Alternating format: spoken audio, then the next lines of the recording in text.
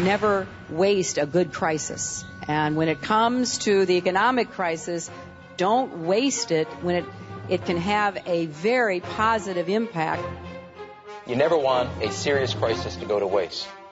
The way we're going to win over the long term is not just militarily. We've got to win over hearts and minds. And what that means is we've got to invest in countries that have no educational infrastructure, have no means for young people to get ahead. We've got to give them a stake in creating the kind of world order that I think all of us would like to see. Stay tuned for politics and religion. Well, the tensions continue to escalate around the world. And since there are these prophecies in the Bible that a war is coming that will kill 1/3 of mankind, we simply cannot ignore some of the potential areas of conflict that we see on the world horizon right now. One in particular, as you know, a few weeks ago, there was a South Korean ship that was sunk near the North Korean border. Immediately, of course, South Korea felt like North Korea had a hand in the sinking. However, there have been developments. Now that it is believed that actually Mr. Kim, the head of North Korea, personally gave the order. In the meantime, the tensions are raging between Muslims and non-Muslims. Over the last many years, there have been many Muslims that have moved into Europe, into France, into Great Britain, into Belgium, and the other countries. Their different and non-conforming lifestyle continues to put tension into the atmosphere of these different countries. This particular story comes to us from France. A French shopper allegedly ripped the veil off of a Muslim woman in a burqa rage brawl. 3 people have been arrested in France in the first case of burqa rage, in which a woman allegedly ripped the veil off a Muslim woman while shopping. The French Parliament has banned burqas and other forms of face covering Islamic dress in public places as an affront to the nation's values. But the law does not take effect until fall. Belgium has passed a similar law. Now, what's triggering all of this is the very rapid proliferation of the Muslim force. Furthermore, Muslims don't assimilate. They do not conform to the laws of the land. They want to have their own law. They actually want to institute Sharia law in the areas where they are in the majority. And many of those areas already are implementing Sharia law. So what you have a society that is actually acting to change the culture of the nation that hosts them. The nation opened their doors, allowed them to come in, not realizing that they were creating a beachhead for a totally different culture, which is pledged to someday rule the world.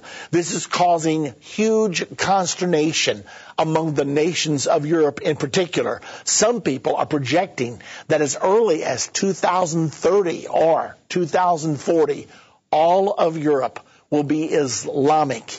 And it's no secret that those people who hold fast to the Islamic faith believe that once Islam takes over, they should not only have their rights, but that they should actually rule and cause others to conform to their rights. Many people look at the nations where Islam is in the majority, and they don't like what they see because everyone is forced to dress according to the edicts of Islam.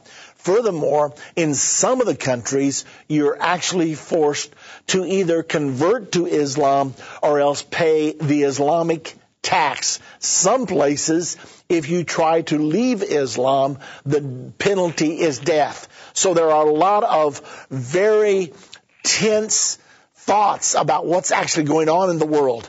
This tension does not appear to be going away. Now, the reason this is so important is because the Bible prophesies a war that's going to kill 1/3 of mankind.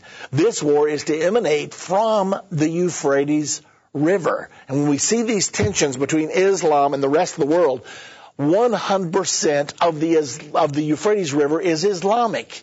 So we have to believe that the Islamic faction is going to play a role in this war. Furthermore, it's the United States of America that has 100,000 troops stationed along the Euphrates River at this very moment. So you have the presence of Islam, you have the presence of the United States of America, and then we have these reports of tensions between Europe and the invading Islamic population. It's building. As the article stated, this fall it will be illegal to wear a burqa in France.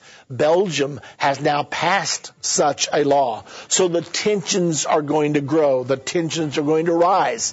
And then the day may come when the Islamic faction takes the majority. And if and when they do, then that law may go the other way. And it may be against the law not to wear a burqa. Well, the prophecies are marching on.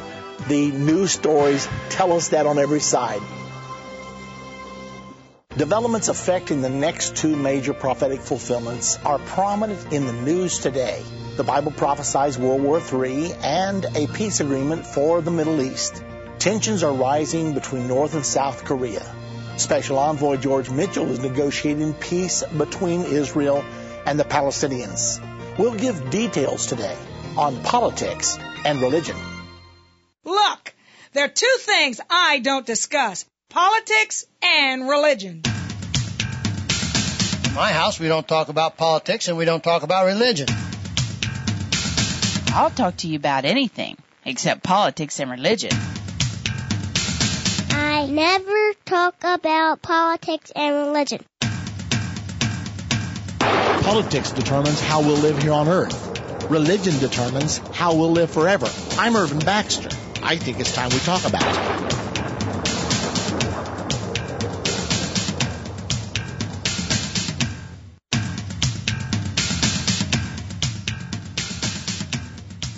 Well, it is so good to be back in the studios of Endtime today here in Plano, Texas. It's been a long 2 weeks. What a marvelous tour we had overseas. I wish you could have been there. As you know, we went to the only two nations on earth that I know of that the Bible specifically says the Antichrist will never rule over. We went to the nation of Israel, first of all, and then to the nation of Jordan. Both visits were absolutely delightful visits.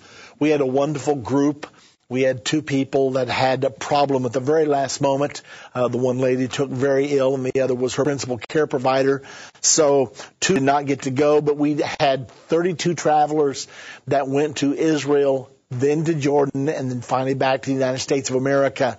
And what an incredible tour that it